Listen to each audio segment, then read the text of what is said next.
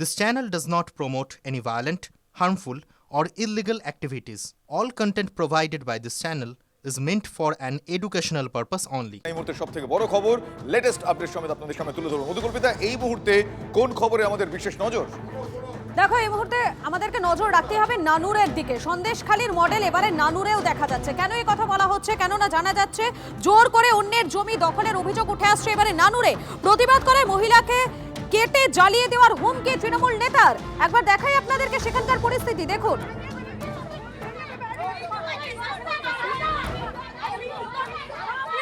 বলছি আমি তুই যদি এই ট্রেনটা আটকাস সেই ট্রেনটা বন্ধ হবে। আটকাতে হবে, তোদের মতো মেয়েকে আটকাতে হবে, তোদের মতো মেয়েকে আটকাইতে হবে, তোদের মতো মেয়েকে আটকাইতে হবে। তোর জায়গা তুই দেখে দে, বাকি জায়গা নিয়ে নেবে। আইনে কাজ হবে। তোর জল কোন থেকে মরবে? কত করবি না তুই বল করবি না, তুই কত বল। তোর কথা নিয়ে আসি না, তুই লেকচারটা কম মার। তোকে যেটা বলছি সেটা কর।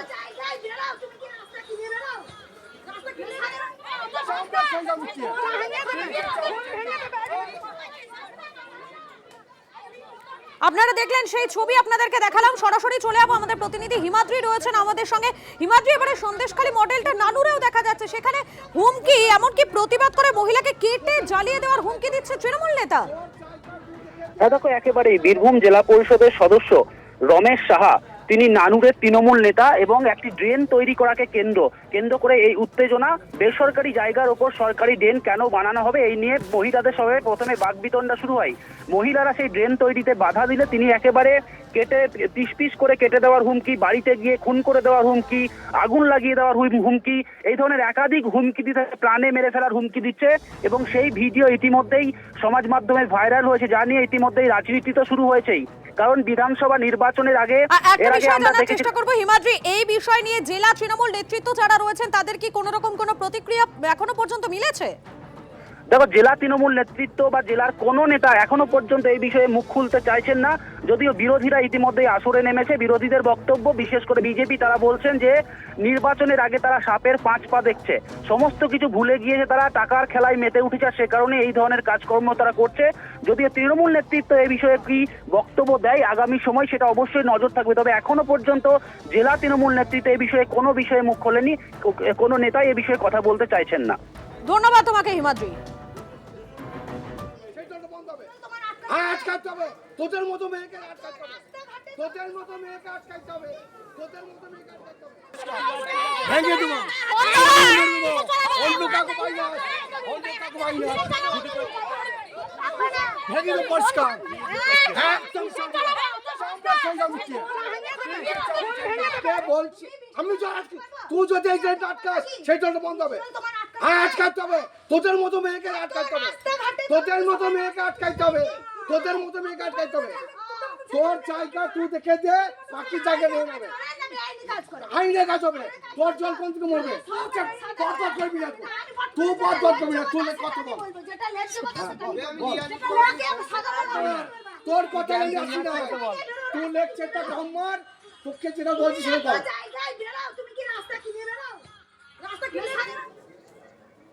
আপনারা শুনলেন, আপনাদেরকে দেখালাম সেই মুহূর্তের ছবিটা, দেখালাম যে ভিডিও ইতিমধ্যে ভাইরাল হয়েছে, সেই ছবি আপনাদেরকে দেখালাম। এবং যিনি আক্রান্ত হয়েছেন সেই মহিলা, তিনি কি বলছেন শোনাবো আপনাদেরকে। দেখবি কি করতে পারি, কিচ্ছু করতে পারি। রমেশ সাহা বলছে পলসা বাড়ি, ও একটা মানে পদে আছে, এই তৃণমূলের পদে আছে, তৃণমূলের পদে আছে উনি। হ্যাঁ হ্যাঁ, কেটে কুচি কুচি করে মিশিয়ে দেবো, কিচ্ছু করতে পারবি না। আমরা মেয়ে ছেলে, আমার মায়ের কেউ নাই, আমরা দুই মানে মায়ের মেয়ে বোন। দিদি থাকে কলকাতায়, আমি থাকে কাটোয়ায়, মা একা থাকে মাকের। তাতে আমি বললাম তুমি যে একটা পদে আছো, সাধারণ মানুষের জায়গায় তুমি দাঁড়িয়েছো, তুমি একটা ভালো চেয়ার পেয়েছো, তাহলে তুমি ন্যায্য বিচার করো। তুমি কেন এরকম করে একটা বন্ধু, তোমার বন্ধু হয় বলে তুমি তাকে জায়গাটা পাইয়ে তার সরকারের ড্রেন বন্ধ করে দিয়ে আমার বাস্তবাড়ি জায়গার ওপর দিয়ে তুমি ড্রেন করবে? খুন করে দেবো, লালাই পুঁততে দেবো, কেটে দেবো, হালকা পুঁততে দেবো, কিচ্ছু করতে পারবি না। দেখবি ও রমেশ সাহা, হ্যাঁ ও পার্টি করে, ওই তো পঞ্চায়েতের মিটিং, ও পার্টি করে, ও 3টে পঞ্চায়েতের দায়িত্ব আছে ওই তৃণমূল। আমার দল মানে আমি মেয়ে ছেলে কি দল করবো, আমি যেখানে আমি যে যা বললাম তাই করি। আপনারা শুনলেন তিনি ঠিক কি বলছেন, তার বক্তব্য আপনাদেরকে শোনালাম। জগন্নাথ চট্টোপাধ্যায় এই মুহূর্তে আমাদের সঙ্গে রয়েছেন, বিজেপি নেতা। আপনাকে স্বাগত টিভি9 বাংলায়। দেখুন, নানুরে এবারে সন্দেশখালির ছায়া দেখা যাচ্ছে। প্রতিবাদ করায় এক মহিলাকে কেটে জ্বালিয়ে দেওয়ার হুমকি দেওয়া হচ্ছে। এটা শুধু নানুর বলে না, সন্দেশখালি হোক, ক্যানিং হোক, নানুর হোক, দিনহাটা হোক, সিতাই হোক, এটাই হচ্ছে তৃণমূলের সংস্কৃতি। আপনারা দেখছেন কিভাবে একজন অসহায় মহিলাকে, বৃদ্ধা মহিলাকে তার জমি দখল করে নেওয়া এবং জমি দখলের প্রতিবাদ করাতে এইভাবে হুমকি দেওয়া হচ্ছে। এই নানুরেই কিছুদিন আগে একজন রাষ্ট্রীয় স্বয়ংসেবক সঙ্গে স্বয়ংসেবককে কিভাবে পার্টি অফিসে তুলে নিয়ে গিয়ে হুমকি দেওয়া হচ্ছিল। এই হুমকি সংস্কৃতি তৃণমূলের সংস্কৃতি, কিন্তু মনে রাখতে হবে যে সনাতনী বাঙালি এবং রাষ্ট্রবাদী মুসলমানেরা একযোগে ঠিক করে নিয়েছে এই সরকারটার মেয়াদ আর 100 দিন। এই যে জেলা পরিষদের সদস্য এই হুমকি দিচ্ছেন, তাদের জন্য মনে রাখা উচিত যে এপ্রিল মে মাসের পর তিনি কোথায় লুকিয়ে পালাবেন।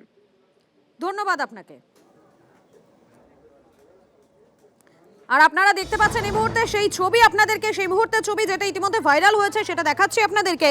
সন্দেশখালির মডেল এবারে বীরভূমের নানুরে জোর করে অন্যের জমি দখলের অভিযোগ উঠছে। প্রতিবাদ করায় মহিলাকে কেটে জ্বালিয়ে দেওয়ার হুমকি তৃণমূল নেতার।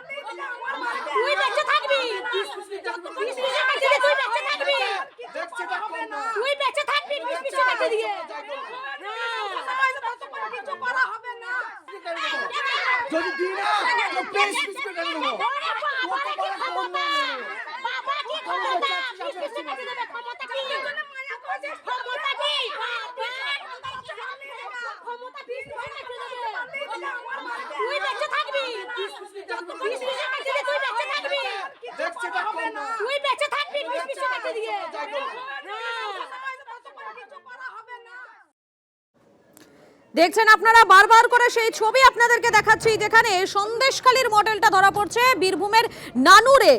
জোর করে অন্যের জমি দখল করার অভিযোগ। প্রতিবাদ করেছিলেন এই মহিলা এবং প্রতিবাদ করাতে কি জুটলো, তাকে কেটে জ্বালিয়ে দেওয়ার হুমকি দিচ্ছেন তৃণমূল নেতা। একেবারে প্রকাশ্যে সেই হুমকি দিচ্ছেন তিনি। সেই ভিডিও ইতিমধ্যে সোশ্যাল মিডিয়াতে ভাইরাল হয়ে গিয়েছে। আরো একবার শোনাই আপনাদের, শুনুন।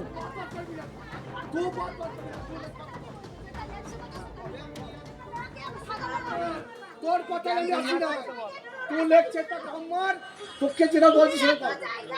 তুমি কি রাস্তা কিনে নাও?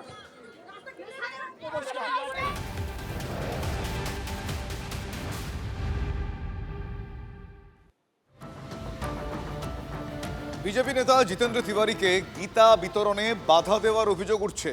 আর এই অভিযোগের আঙুল তৃণমূলের দিকে, তৃণমূল কংগ্রেসের দিকে। বিজেপি তৃণমূল বচসা, হাতাহাতি। পাণ্ডবেশ্বরের গোবিন্দপুরে ব্যাপক উত্তেজনা। বিজেপি নেতা জিতেন্দ্র তিওয়ারিকে গীতা বিতরণে বাধা দেওয়ার অভিযোগ তৃণমূলের বিরুদ্ধে। সে ছবি আপনারা দেখছেন। এরপর বিজেপি তৃণমূল বচসা, হাতাহাতি। পাণ্ডবেশ্বরের গোবিন্দপুরে ব্যাপক উত্তেজনা সৃষ্টি হয়। দেখুন সেই ছবি।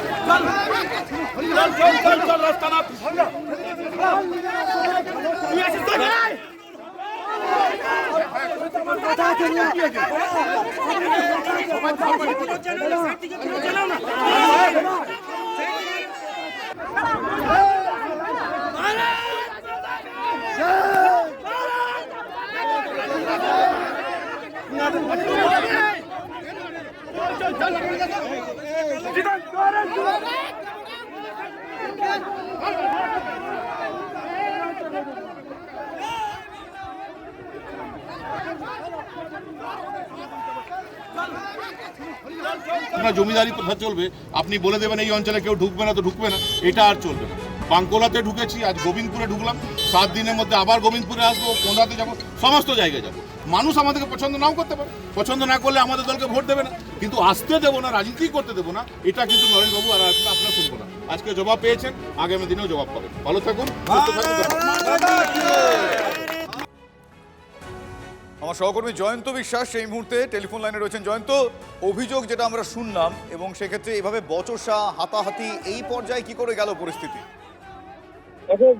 বিজেপি নেতা জিতেন্দ্র তিওয়ারি বারবার অভিযোগ করছেন, তিনি যখন পাণ্ডবেশ্বরের যে কোনো প্রচারে জনসংযোগে আসছেন তখনই তৃণমূলের যে বিধায়ক আছে নরেন্দ্রনাথ চক্রবর্তী, তৃণমূলের সভাপতি, তার যে অনুগামীরা আছে তারা তাকে বাধা দিচ্ছে। বারবার এই ঘটনা ঘটছে। আজকে একই ঘটনা ঘটেছে গোবিন্দপুর পাণ্ডবেশ্বর, একদম পাণ্ডবেশ্বর যে থানা তার লাগোয়া এই এলাকা, সেখানে যখন প্রচার করছিলেন, গীতা বিতরণ করছিলেন, তখন বিজেপি কর্মী সমর্থকরা যখন এই কাজ করছিলেন তখন তৃণমূলের কর্মী সমর্থকরা তাদের বাধা দেয় এবং তাদেরকে মারধরের চেষ্টা করে।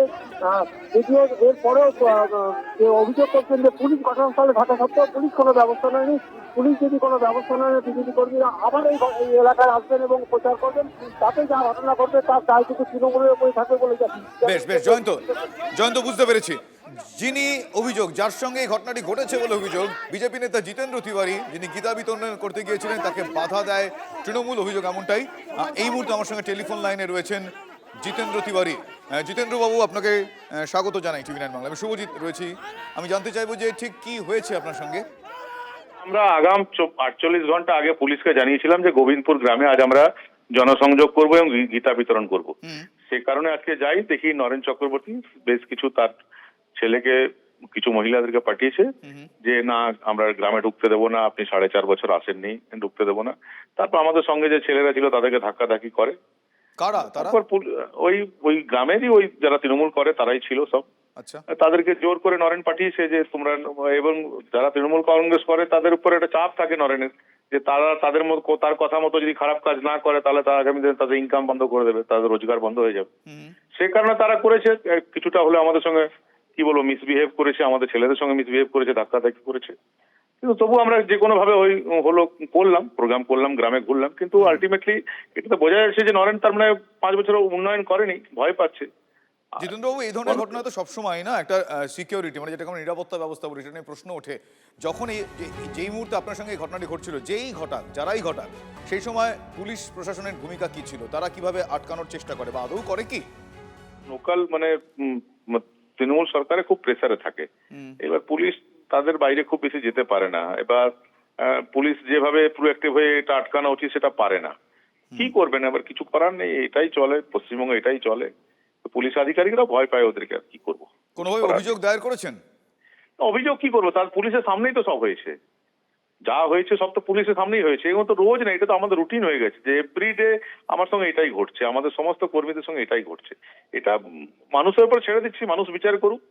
যে যারা বলছে যে আমরা খুব উন্নয়ন করেছি, উন্নয়নের পাঁচালির গাড়ি তাদের সকাল থেকে রাত অব্দি ঘুরছে, তাহলে যদি এত উন্নয়ন করেছে, উন্নয়নের পাঁচালি এত প্রচার যখন করছে, তখন যে কোনো অঞ্চলে বিরোধী রাজনৈতিক দলের কর্মী হিসাবে যদি আমরা যাই, তাহলে এত ভয় কেন, এত আতঙ্ক কেন? বুঝতে পেরেছি। ধন্যবাদ জিতেন্দ্র।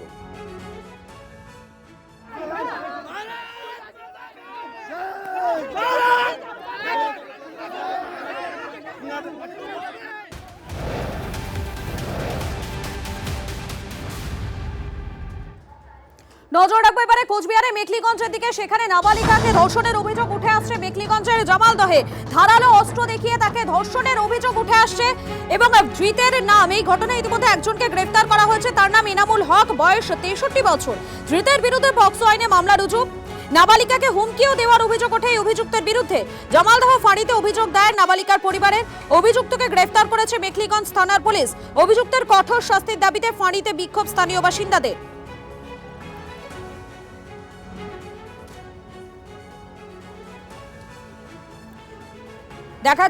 আরো একবার জানাই আপনাদেরকে, ইতিমধ্যেই এই নাবালিকাকে ধর্ষণের ঘটনায় ক্ষোভে ফুঁসছেন যারা স্থানীয় বাসিন্দারা রয়েছেন। তারা আজ 12 ঘন্টার বন্ধের ডাক দেওয়া হয়েছে জামালদহ সচেতন নাগরিক মঞ্চের পক্ষ থেকে।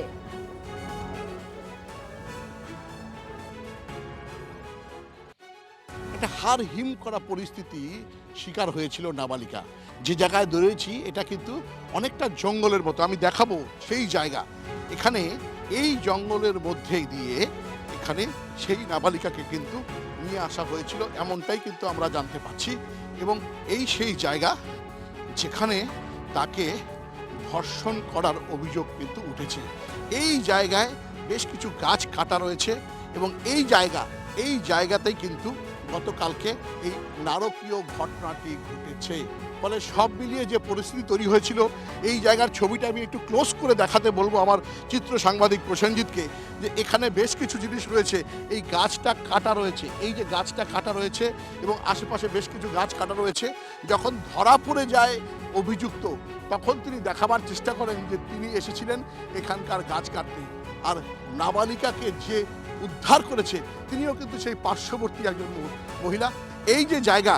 এই জায়গাটাই কিন্তু সেই জায়গা যেখানে কিন্তু এই ঘটনাটা ঘটেছিল গতকালকে, এবং তার জেরেই কিন্তু একটা ব্যাপার স্পষ্ট হয়ে গেছে যে এখানে যে ঘটনা ঘটেছে, তার দিদি নাবালিকা স্বয়ং বলেছেন যে তার দিদির সাথেও এইরকমই একটা ঘটনা কিন্তু ঘটেছিল, এবং এই অভিযুক্ত যে এনামুল হক তিনিই কিন্তু দায়ী, এবং তিনি স্পষ্টতই এই কথা বলে নাবালিকাকে কিন্তু হুমকি দিয়েছিলেন। ক্যামেরা পার্সন প্রসেনজিৎ দাসের সাথে সুমন কল্যাণ ভদ্রের রিপোর্ট, TV9 বাংলা। আমি শাস্তি চাই, যেটা আইনত শাস্তি হওয়ার সেটাই আমি চাই। 11 বছর। কোন ক্লাসে পড়তো? 6-এ উঠছে এবার। কিভাবে জানতে পারলেন এই ঘটনাটা আমরাও দেখি নাই, এই পাশের বাড়ি এক মহিলা দেখছে। দেখুন, এই নাবালিকাকে ধর্ষণ কাণ্ডে যে ধৃত এনামুল, তার বিরুদ্ধে একের পর এক বিস্ফোরক অভিযোগ সামনে আসছে। এবারে কি জানা যাচ্ছে? এবারে জানা যাচ্ছে নাবালিকার দিদিকেও যৌন নির্যাতন করেছিল এই এনামুল, তারপরেই তার মৃত্যু হয় বলে অভিযোগ উঠে আসছে। দাবি করছেন নির্যাতিত নাবালিকা তিনি এই দাবি করেছেন। ওই নাবালিকাকেও খুনের হুমকির অভিযোগ এনামুলের বিরুদ্ধে, যদিও ঘটনাস্থল এখনো ঘেরেনি পুলিশ। তথ্য প্রমাণ নষ্টের একটা আশঙ্কা থেকে যাচ্ছে। সোজা দৌড় মারে এসে ওকে আমি রক্ষা করি, তারপরে মেয়েটাকে আমি উলঙ্গ অবস্থায় দেখা পাওয়ার পরে দেখি এসে একটা হাত দিয়ে ওর মুখ চিপে ধরছে মেয়েটার। আর জামা কাপড় তো পরনে কিছুই ছিল না, সামনে একটা দা ছিল। মেয়েটাকে হুমকি দেওয়া হয়েছিল। মেয়েটাকে আমি উদ্ধার করে ওর বাবা মাকে দিয়ে, বাবা মাকে বলে আমি বাড়ি চলে আসি। মেয়েটি অভিযোগ করেছে, নাবালিকা মেয়েটি, যে তার দিদি অস্বাভাবিকভাবে মৃত্যু হয়েছে এবং তাকে নাকি হুমকিও দেওয়া হয়েছে যে এই ব্যক্তি নাকি সেই ঘটনার সঙ্গে যুক্ত ছিল। হ্যাঁ হ্যাঁ, ওর দিদিটা এইভাবেই মারা গেছে, ওকে হুমকি দেওয়া হয়েছিল, ও তো সেটাই বলতেছিল। আমি তো পরে আসলাম, আগে এখন ওকে কিভাবে নিয়ে আসছে আমি তো সেটা কইতে পারবো না। আমি যেটা দেখছি আমি সেটাই বললাম। তারপর কি হলো? আমি ওর বাবা মাকে জানাই, আমি বাড়ি চলে আসি। তারপর ওর বাবা মা ওকে বলছে, ও তারপরে স্বীকার করছে যে হ্যাঁ এরকম ঘটনা ঘটছে। মেঘলিগঞ্জে নাবালিকাকে ধর্ষণের অভিযোগ, এবং সেই অভিযোগে এবারে তৃণমূল সরকারকে নিশানা করছেন রাজ্যের বিরোধী দলনেতা শুভেন্দু অধিকারী। পশ্চিমবঙ্গকে গ্রেটার বাংলাদেশ বানানোর চেষ্টা করা হচ্ছে। তৃণমূল জামানায় বাংলার মেয়েরা সুরক্ষিত নয়, মন্তব্য বিরোধী দলনেতার। একদিকে বলবো বাংলার মেয়েকে চাই, অন্যদিকে বলবো মেয়েরা সন্ধ্যার পরে বেরোবে না। এই যে অবস্থাটা পশ্চিমবঙ্গে হচ্ছে, এটা তো বাংলাদেশ, গ্রেটার বাংলাদেশ করার জন্যই পশ্চিমবঙ্গে এসব জিনিস হচ্ছে। যেমন পুরো বাংলাদেশে মহিলাদেরকে একদম তাদেরকে তার ন্যূনতম স্বাধীনতা পর্যন্ত কেড়ে নেওয়া হয়েছে, এবং সেখানে জামাতিরা তাদের যে সারিয়া কানুন, সেই কানুন অলরেডি সেখানে চালু করে দিয়েছে। আর তৃণমূল কংগ্রেসও সেই পথের পথে। না, পশ্চিম বাংলায় যে নাবালিকার কথা বলছেন, এনকোয়ারি আরম্ভ করে পশ্চিম বাংলায় নিশ্চিতভাবে যে অপরাধ করেছেন তাকে ধরা, শাস্তি দেয়া, পক্সো। পশ্চিম বাংলায় কিন্তু পক্সো কোর্ট ইত্যাদি হয়। আমরা কি বলি, এটা হওয়াই উচিত নয়। সত্যি তো, এটা তো সত্যি কোথাও হওয়া উচিত নয়। কিন্তু যদি বিচারই না পায় সেই পরিবার, সেটা আরো কঠিন, আরো মানুষের ভরসাটা চলে যায় আইনের উপর থেকে। সেটা অন্যান্য রাজ্যে হয় না। দেখুন, উত্তরপ্রদেশে ধর্ষণ হলে তাই নিয়ে তৃণমূল টুইট করে, আরজিকর বা মেখলিগঞ্জে ধর্ষণ হলে তাই নিয়ে বিজেপি টুইট করে। মুশকিলটা হচ্ছে তৃণমূল কখনো আরজিকর নিয়ে লজ্জিত হবে না, বিজেপি কখনো হাতরাস উন্নাও নিয়ে লজ্জিত হবে না। এরা সবসময়ই নিজের রাজ্যে হওয়া ধর্ষণকে আড়াল করবে অন্য রাজ্যের উদাহরণ দিয়ে, এবং সেই কারণে কি উত্তরপ্রদেশ কি বাংলা, মহিলাদের এই অবস্থা। এবারে পশ্চিম মেদিনীপুরের দাসপুরের বিডিও অফিসে সেখানে উত্তেজনা। কেননা এক 85 বছরের বৃদ্ধা, তাকে এসআইআর এর শুনানিতে ডাকা হয়েছিল, তিনি হাজিরও হয়েছিলেন, এবং যেমনটা জানা যাচ্ছে নথি নিলেও সুপ্রিম কোর্টের নির্দেশ মেনে রিসিভ কপি না দেওয়ার অভিযোগ, এবং সেই অভিযোগকে কেন্দ্র করে বচসা। পশ্চিম মেদিনীপুরের দাসপুরের বিডিও অফিসে তীব্র উত্তেজনা, যদিও পরে ওই বৃদ্ধার হাতে রিসিভ কপি তুলে দেন কমিশনের আধিকারিক। আপনাকে ফেরত দিয়েছে, আধারটা নিয়েছে, আধারটা লিখে দিয়েছে, তার কি আছে অসুবিধা? এই রিসিপ্টটাও দিচ্ছিল না, ঝগড়ার ছিল পরে না, দিল। দিয়েছে তো। আবার আমি কি কারণে তাহলে ঝগড়াটা হলো? রিসিভের জন্য তো ঝগড়া আপনার হলো। এই 3টা ফেরত নিয়ে কি সমস্যা আছে? আমার সমস্যা কিছু না। তাহলে আবার কথা উঠছে কেন? কথা কেন? এই তো নেয় নেব। তাহলে আমাকে কেন এগুলো ঝগড়া করার পর রিসিভ দিতে? তাহলে তো প্রথমেই নির্বাচন কমিশন অর্ডার হয়েছে সুপ্রিম কোর্টে যে আপনাকে দিতে হবে, রিসিভ দিতে হবে। যখন বলেছে সুপ্রিম কোর্টের অর্ডার তো আপনাকে মানতে হবে, রিসিভ দিতে হবে। তাহলে রিসিভটা কেন আমার সাথে ঝগড়া করলো? যখন ঝগড়া করলো, তাহলে আমাদেরকে কি কি ডকুমেন্টস নিচ্ছেন সেটা আমাদেরকে হিয়ারিংয়ে লিখে কাগজে লিখে রিসিভ করে আমাদেরকে দিতে হবে। আর বলছে কিছুই নেবো না, সেরকম আধার কার্ড নেবো। আধার কার্ড তো নির্বাচন কমিশন 13 নম্বর দফার মধ্যে রেখেছে। নির্বাচন কমিশন তো বলেছে আধার কার্ড বৈধই নয়। তাহলে আধার কার্ডটা নিয়েছে বিএলও, নেওয়ার পরে রিসিভ কপি, ঝগড়া করার পরে রিসিভ কপি দিয়েছে। এই রিসিভ কপি দেওয়ার পরে আমি আমার দিদিমার অসুস্থ হয়ে পড়েছে, তার জন্য আমি আমার দিদিমাকে গাড়ি করে বাড়ি পাঠাচ্ছি। যাই ওর বাড়িতে করার অধিকার ছিল, কিন্তু নির্বাচন কমিশনার এখান থেকে এখন যতক্ষণ না এটা আমার এলাকায় 18,000 যে ভোটারদের চলছে হিয়ারিং, সেসব না হলে সেহেতু হচ্ছেন মানুষও নির্যাতিত হচ্ছে। কালকে আমি রাত্রি 8টা পর্যন্ত দেখলাম, এখনও মানুষ বোধ হয় 30-40 জন। একটা অভিযোগ উঠছে বারবার যে রিসিভ দিচ্ছে না, রিসিভ মাঝে মাঝে বন্ধ করে দিচ্ছে, কেন? রিসিভ বলতে প্রচুর লাইনের জন্য যারা এগুলো স্ক্রুটনি করছে, নির্বাচন কমিশনার অত আর আমরাও অধৈর্য হয়ে রিসিভ করতে সময় দিচ্ছি না। আমরা অনেকে বেরিয়ে আসছিল, আবার ঘুরে গিয়ে রিসিভ করে আসতেছে তারা।